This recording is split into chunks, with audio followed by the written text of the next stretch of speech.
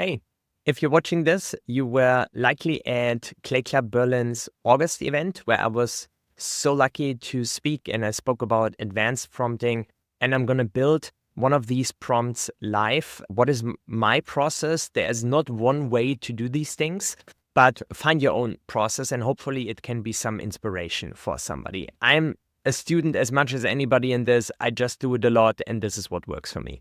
This is Frankensteined a little bit together from another session that I was running. So it was about AI classification agents. So like more concrete, I'm trying to build something that has a connection to Clay Club Berlin, but let's see how that goes. The most important thing is really process over tools. If you think about ChatGPT versus Claude, the process to get to the end result, I believe, is really the most important thing here. I am going to use Clay, ChatGPT, Claude, and Super Whisper for what I'm going to build today. And of course, you always should use OpenAI's API and Anthropic API for any type of scaled GTM work. Meaning, don't use Clay credits, use directly OpenAI in order to build your Claygens. Talking to AI is something I will demonstrate.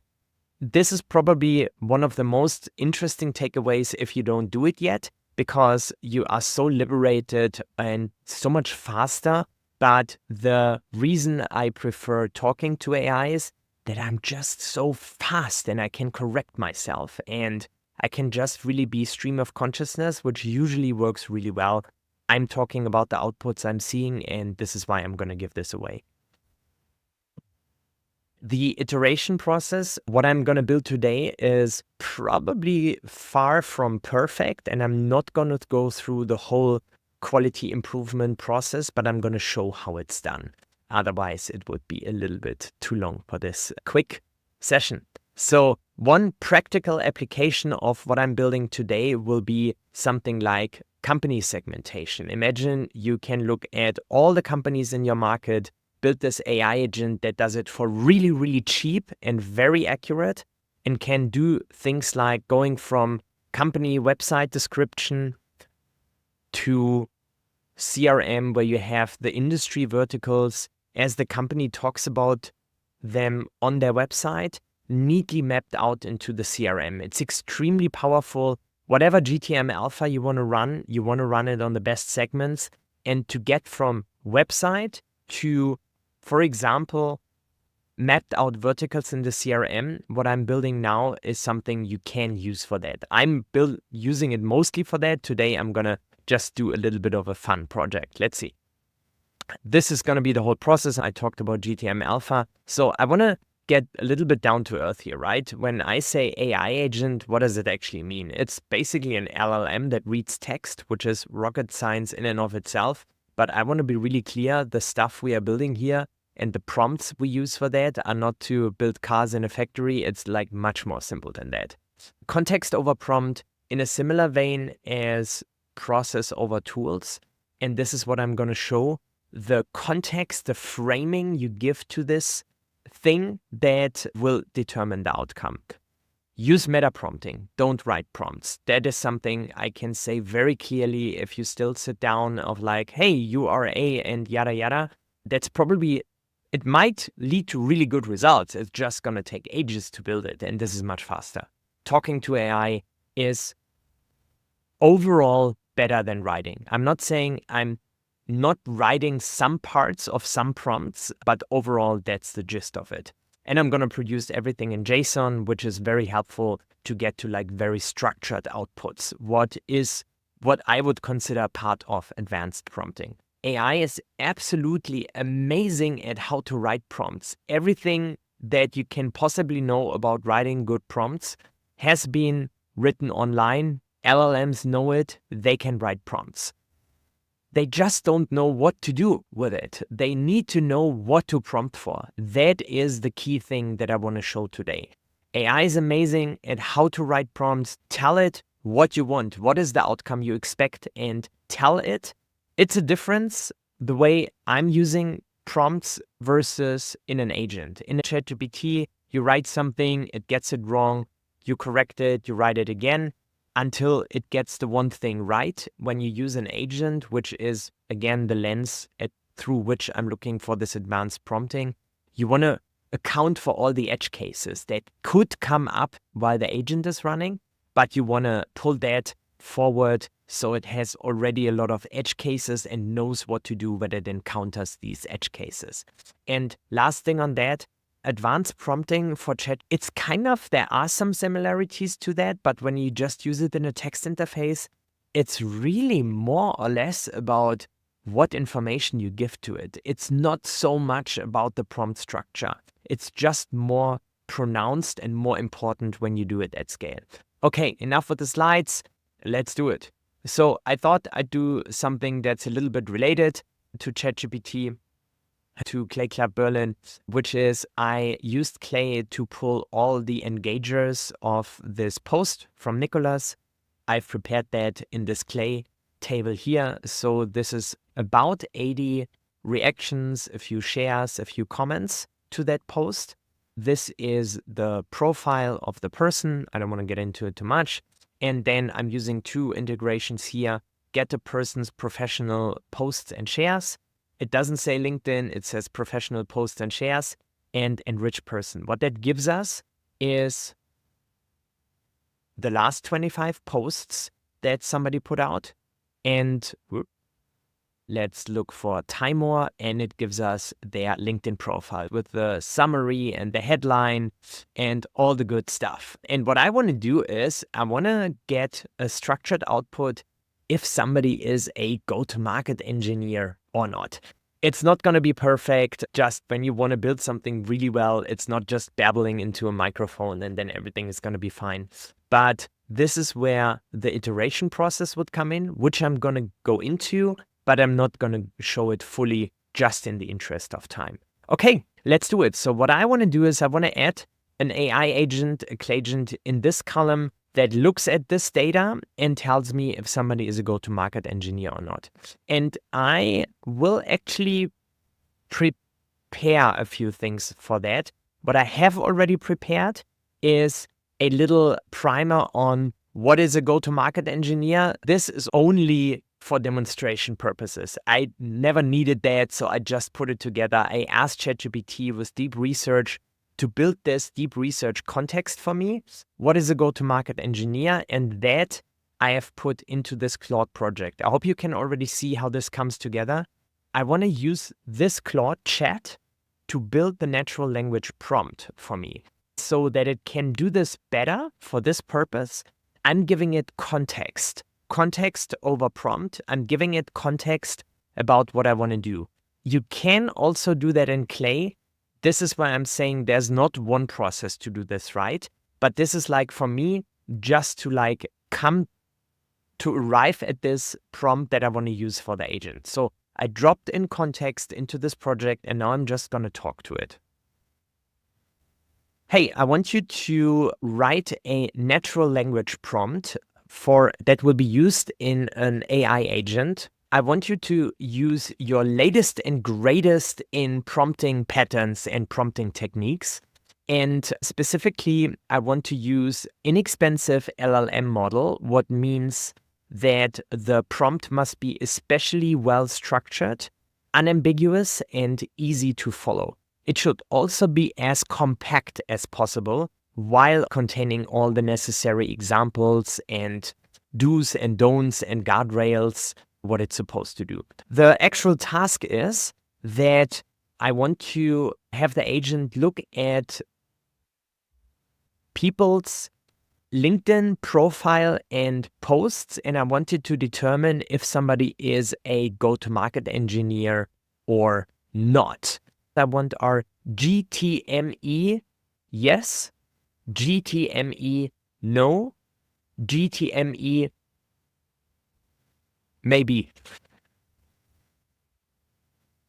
So go ahead and build that prompt. And what I'm also going to add is a screenshot of how the data looks like. You will, of course, be able to look at the actual JSON, but just for simplicity's sake, I'm just going to show you how the data is structured roughly so you can like infer how you will find that. The inputs will actually be the complete payload of those integrations where you get the posts and the LinkedIn profile. And with that, you should have good data in order to make that determination.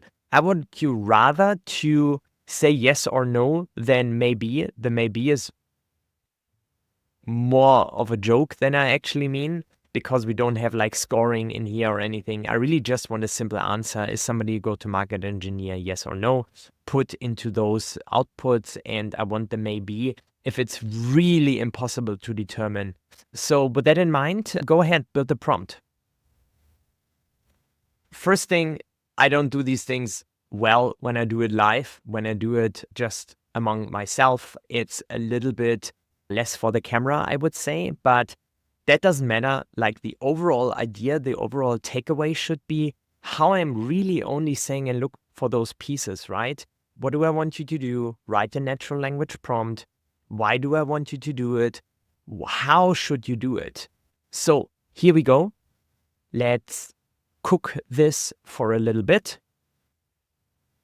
In practice, this is the part that might look very easy, but to actually instruct it unambiguously is sometimes incredibly hard. So this is where usually things go wrong, and you can make it better by giving it better instructions. But really, the idea here is to just get something out of the door in order to have material to go through and correct it and see, oh, this is an edge case I really should have called out. Or, oh, why does it say this? Oh, because I gave it an instruction that kind of says that, but I didn't intend it to do that. So this is why it's important to just start with something. And when you look at this text, writing this text, you don't do it. If you do it, good on you. But if you do this at scale, or meaning when you build a lot of these, it's just unfeasible and the results are not much better. Role definition, input data, decision criteria, all the good stuff, right? Here we go. Use AI is basically the Clay Web's AI-powered web scraper. I'm going to do one thing a little bit different. Here in the top right, I'm going to say create or modify content. What that means is it doesn't go to the web. It only uses the data inside of the workflow. If you do this, it separates out prompt and system prompt, which is cool. I need you to separate it out in prompt and system prompt. Really, I have done these things manually for quite some time, and it just takes a long time. I'm not better at deciding what should go into the system prompt and what should go into the user prompt than AI, because this is really codified knowledge that is out there. That is work that is just not a value add to this. You're probably better at everything when you really know deep down how things work. What I'm showing is a way to do this in a really smooth way. What I want to say is don't overthink the tech. Okay, so here we have the system prompt, and I'm going to put that here into system prompt. And then we have the user prompt, which is here. And let's go. And I just want to get some initial results here, right? Fields 1, 2, 3. Maybe that already works. In order to have AI have a really easy time follow the instructions, you want to use a JSON prompt. And in the interest of time, I'm cutting this a little bit short. What I'm going to add is a file that I'm going to share. Where is it? There. This is a guide how I want my JSON prompts to be structured. Sorry, I hope I don't make that too confusing. This is just a natural language prompt. What I want now is to have this prompt already in the structured JSON format. JSON for the structure of the prompt, and I will use JSON for the structured outputs. Usually I do some experimentation with just the natural language version, but in the interest of time, I'm going to go straight to the JSON version. Let's pretend this is already okay. Hey, take this natural language prompt and don't change any of the content, but I want you to transform it into a prompt based on my JSON prompting guide.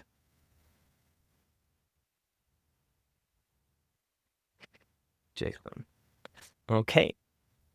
So what this will do is it will take the natural language prompt that is not like more structured than just a prompt pattern and transform it into what you see here, which looks like code, but it isn't. It's just a certain structure and syntax.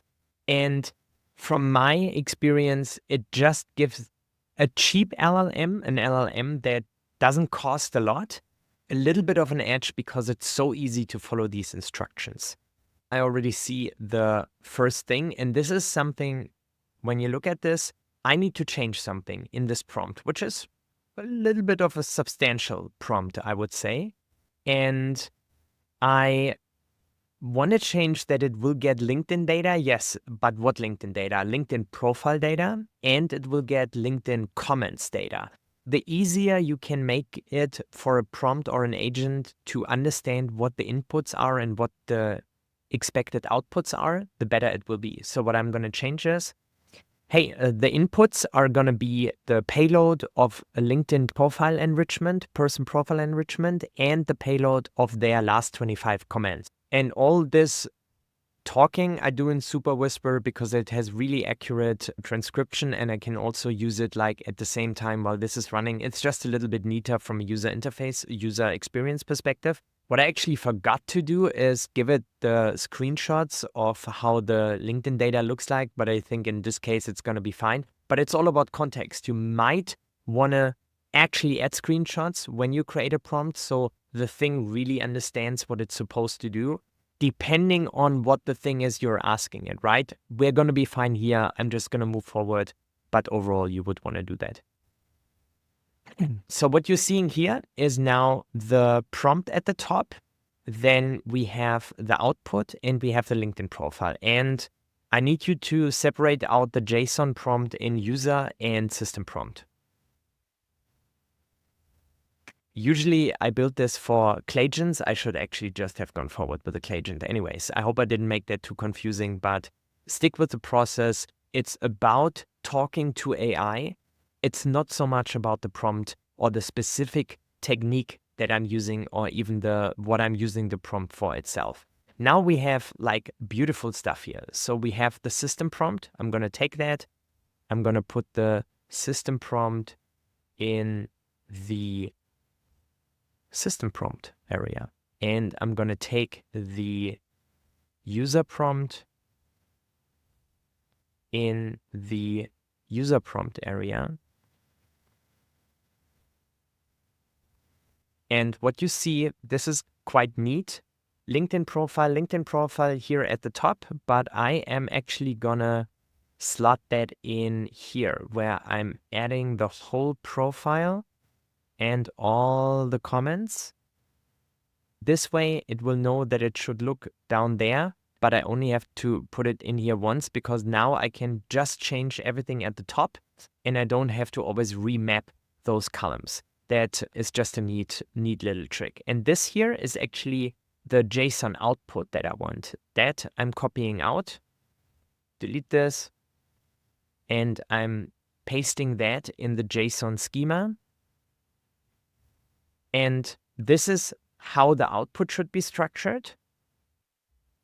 And the system prompt and the user prompt are the thing the agent is supposed to do. And these prompts, when you look at how fast it was to create these, it would have been the same time, just better if I wouldn't have done it on video. That is incredibly fast and incredibly accurate. Let's see, accurate, how good this thing will be in the end.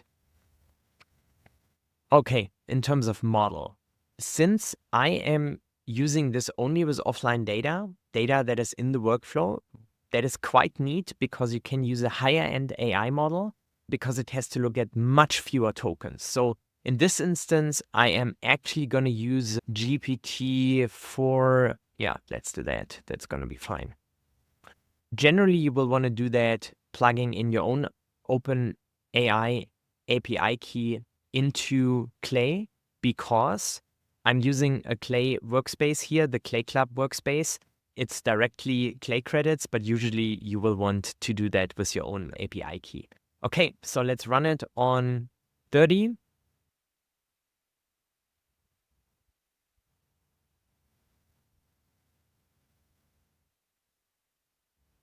There you might say, oh, wow, this is really bad. Why doesn't it say yes to some people? And this is where the fun starts, right? So let's say it's really a matter of definition. How do I define go-to-market engineer and how do I instruct the prompt to use that? So I would say I know myself, I know Timor.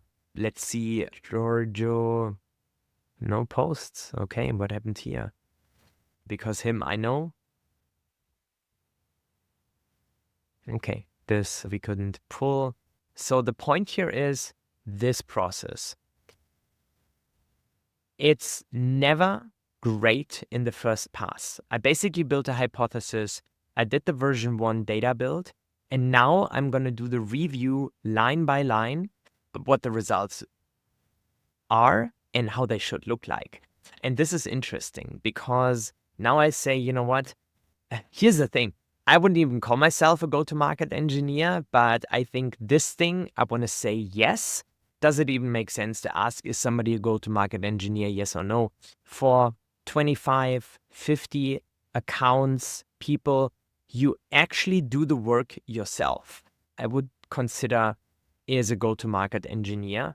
Andreas, I would consider, yes. Maria, I know she has written the thesis about GTM engineering. Is she a go-to-market engineer? It will be, the fun is to get this right, which is what is AI supposed to do or what is the prompt supposed to do versus the process itself. And now what I'm going to say is, you know what? I'm just going to go ahead and say that it should be more opinionated and rather say yes or no, and only in the most extreme edge cases say maybe. This seems to be very indecisive and not really come back with a yes for anybody. And I know in the group of people I looked at are a few go-to-market engineers. I want you to adapt a little bit. If somebody is speaking a lot about go-to-market engineering, if when you look at the go-to-market engineering deep research context that I gave you, if it looks more likely that somebody is a go-to-market engineer than not, I want you to say yes. Only in the most extreme cases, I want you to say maybe. And by the way, it's much better to say for human review than to say maybe. This was a little bit tongue-in-cheek. I wanted to keep it light, but you get the point. And here, the beauty of this is everything in the prompt that needs to change now is going to change. That is not something you would do when you write it.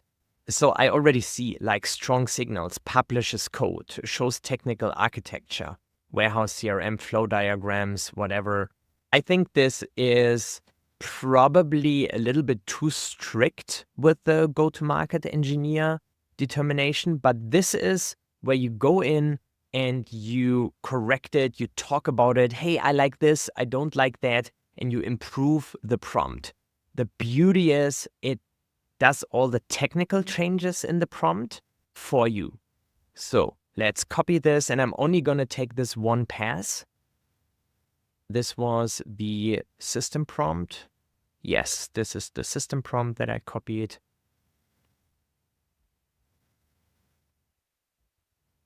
There we go. Now I'm going to copy the user prompt. And here I'm only going to select the parts above the variables so I can keep those. I'm going to delete this. The output will be the same, but just in case, I always copy the JSON output schema, which is basically put this object here, put this object there. I always copy and paste it as well because it can always change something in there. In this case, not, but usually you want to do that. Okay, let's do it. Let me run this just on 10 to see if I have any weird mistakes in here.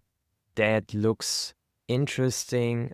Okay, that is cool. So this is not enough of data testing, but what you are seeing right now is I know Ty Moore should be considered a go-to-market engineer.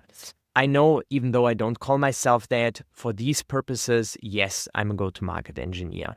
And the only other person that I really know here is Maria, and I understand why it says maybe, because she speaks a lot about it, but I don't think she would position herself as a go-to-market engineer. As a matter of fact, I know she's now go-to-market architect at Paola. But anyways, you get the point. And you inch closer and closer to the ideal outcome that you want. Let's imagine, and this is what I usually do, is an additional column of true result. You can also export these results into a Google Sheet, and then you can have somebody look over that and talk over the results. You can say, hey, Maria is a go-to-market engineer because look at this post where she talks about this, that, and this indicates that she's a go-to-market engineer, something like that, right? And you take that and feed that transcript into the thing where you build the prompt and say, here's a transcript where we went over the results that were produced by this prompt. Look at what went wrong, look at what went right and why it went wrong and right, and integrate that into the prompt. And then it rewrites this thing.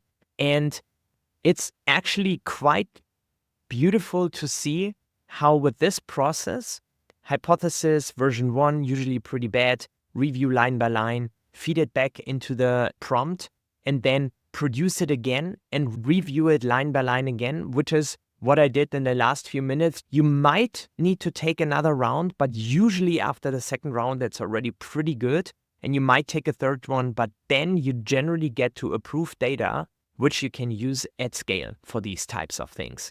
And this is it. This is like end-to-end, how you can use AI in order to build prompts for you. What I just see, the output schema kind of doesn't make sense because it's such a simple output. But let's say you have like 5 different categories that you want to output, and then you have all the output in all these different categories, and you can use it very nicely for more work downstream in any go-to-market workflow. That is what I messed up here, but in the interest of time, I'm just going to run with it. Here are the key things. AI is amazing, and how to write prompts. It just needs to know what you want to prompt for, and this is my process for it.